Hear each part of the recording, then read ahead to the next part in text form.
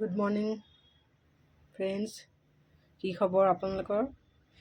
মই আজি মলাইৰ পৰা ঘি বনাম। এয়া মোৰ 10 দিনৰ মলাই জমা কৰি ৰখোৱা।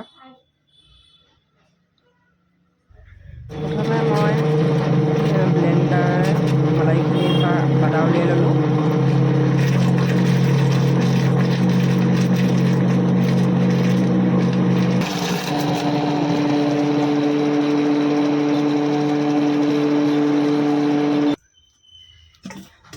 आपका जद्दा है जी,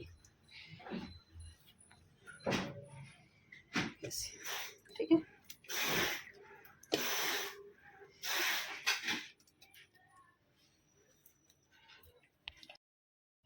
এতিয়া মই বাটাৰখিনি গেছত গৰম কৰিম। 10 মিনিট গৰম হোৱাৰ পিছত লাহে লাহে ঘি বনিবলৈ ল'ব। আপোনালোকে দেখি আছে চাগে ঘি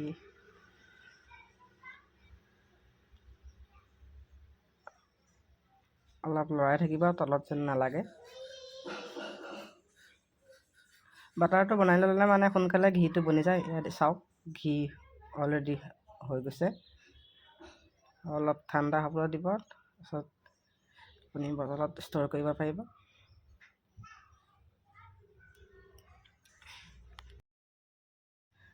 কেনেকুৱা পালে আপোনালোকে জনাব।